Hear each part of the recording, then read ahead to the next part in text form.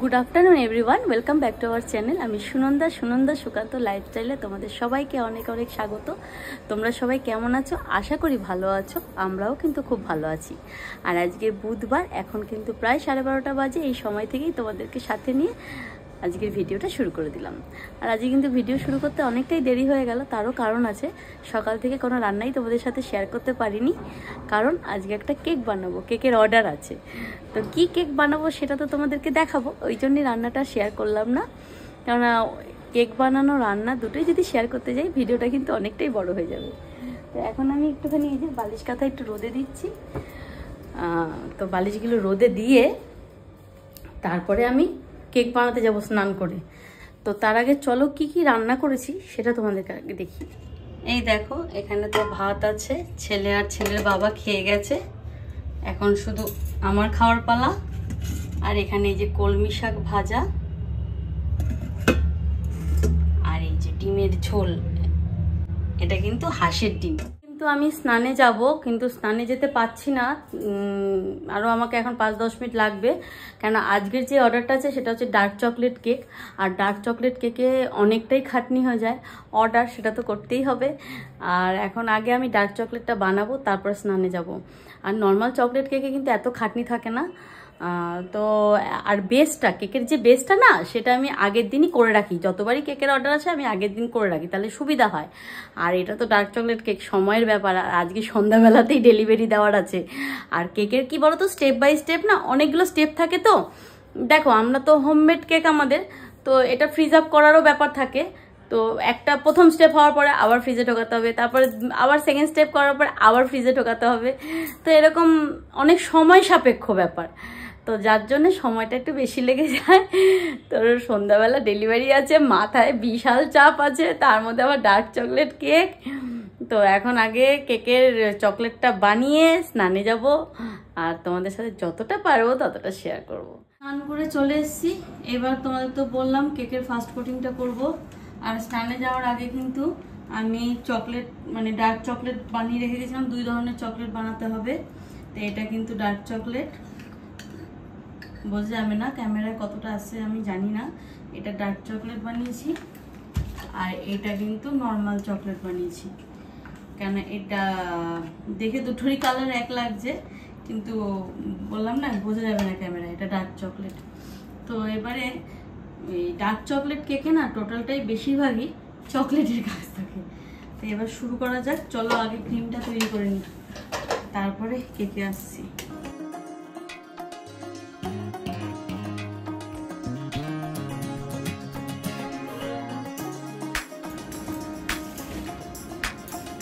দেখো, আমার কিন্তু ক্রিম রেডি হয়েছে। আর দেখো, এরকম করলেও কিন্তু ক্রিম পড়বে না, মানে ক্রিম রেডি। আর এই বাটি, মানে কাচের বাটি, কিন্তু পুরো ফ্রিজে ঢুকিয়ে রাখতে হয় 1-2 ঘন্টা আগে। এটা পুরোটা ঠান্ডা। আর আমি এখন কেক করছি, আমার কিন্তু এসি চালিয়ে, কেননা নাহলে কেক পুরো নষ্ট হয়ে যাবে। আর এই কেক যখনই বানাই, এই ক্রিম কেক এসি চালিয়ে বানাতে হয়। তো এবার এটা ফ্রিজে রেখে আসবো, তারপরে এবার লেয়ারিংগুলো করবো। এই যে কেকটা কিন্তু আমি পুরো মানে কেটে নিয়েছি লেয়ারে লেয়ারে। এবার আমি বানাবো।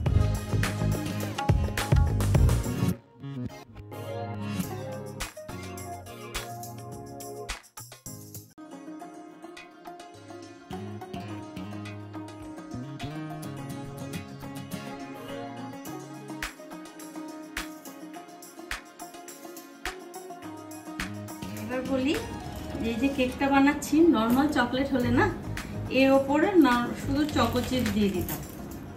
যেহেতু ডার্ক চকলেট, এর ওপরে প্রথমে, এটাও তো একটা চকলেটের কোটিং, তোমরা দেখলেই, এই চকলেটের লেয়ারটা যাবে। আর এই যে চকো চিপসগুলো, এগুলোও কিন্তু ডার্ক চকলেটের চকো চিপস। কারণ চকলেট কেকের চকো চিপস আলাদা, ডার্ক চকলেটের চকো চিপস আলাদা। এই যে, তো এইগুলো আগে চকলেট যাবে, তারপর এটা যাবে।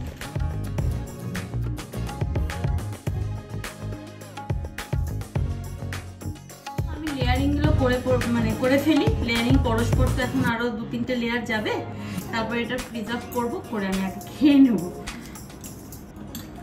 তা আমি আর লেয়ারিংটা তোমাদের দেখাচ্ছি না, এটা করতে গেলে, পুরোটা দেখাতে গেলে অনেক বড় ভিডিও হয়ে যাবে। এখন এরকম করে পরস্পর স্টেপ বাই স্টেপ হবে। 2:20 বাজে, খুব খিদে পেয়ে গেছে। ফার্স্ট কোটিংটা হয়ে গেছে, এখন কেক চলে গেছে ফ্রিজে। এখন আমাকে আধা ঘন্টা ওকে টাইম দিতে হবে সেট হওয়ার জন্যে।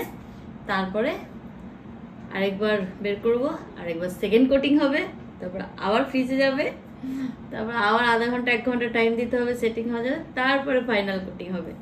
তো খেয়ে নি এই ফাঁকে।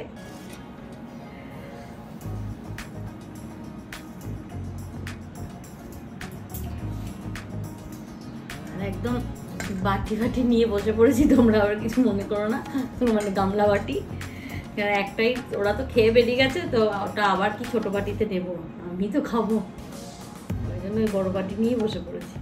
আমি খাওয়া দাওয়া করে নিই, তারপর আধা ঘন্টা পরে আবার কেকটা বের করে সেকেন্ড কোটিংটা। এ দেখো ফার্স্ট কোটিং হয়ে গেছে, এটা করে তো ফ্রিজে রেখে দিয়েছিলাম, আধা ঘন্টা হয়ে গেছে, এবার কিন্তু সেকেন্ড কোটিং হবে।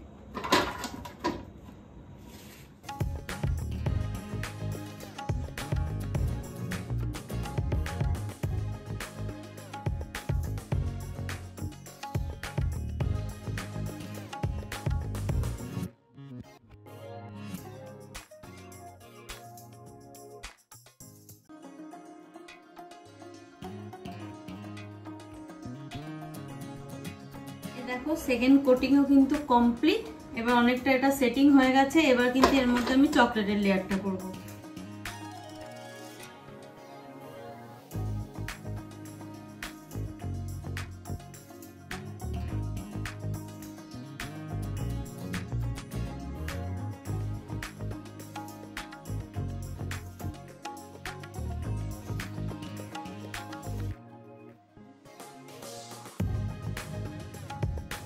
চকলেটের লেয়ারটা কিন্তু হয়ে গেল, এবার এটা ফ্রিজে দেব, এটাকে আবার 1 ঘন্টা রাখবো।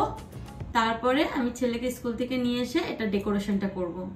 মানে আমাকে কিন্তু যাদের বার্থডে তারা কিন্তু ডিজাইনটা দিয়ে দিয়েছে, তো ওই সেম ডিজাইনই আমি করছি, ওদের মন মতো করছি আর কি। আর এই কেকের কাজ কিন্তু প্রচুর ধৈর্যের কাজ, প্রচুর ধৈর্য, আর খুব সূক্ষ্ম কাজ, তো একদম খুব আস্তে ধীরে করতে হয়।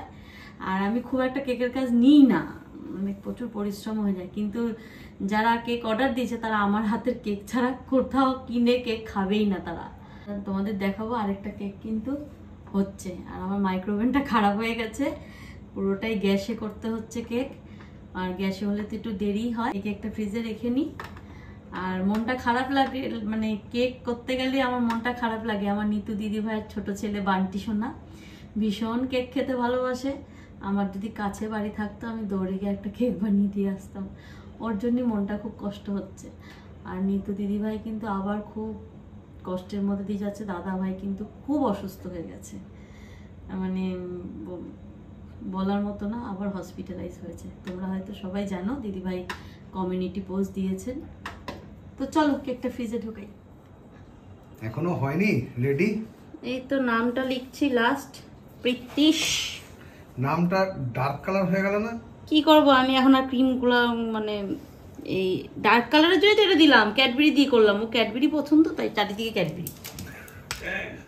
না ভালো হয়েছে, পুরোটা রাউন্ড করো, খুব সুন্দর হয়েছে।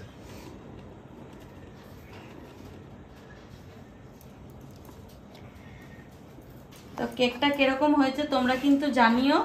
ও হচ্ছে অর্ডার দিয়েছিল, এই ছবিটা পাঠিয়েছিল, চকলেট আমন্ড অরিও কেক।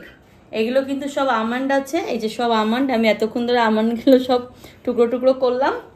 আর এই সব ক্যাডবেরি। কিরকম হয়েছে তোমরা জানিও কেকটা। না ভালো হয়েছে, সুন্দর হয়েছে, আমার তো দেখে ভালো লাগছে।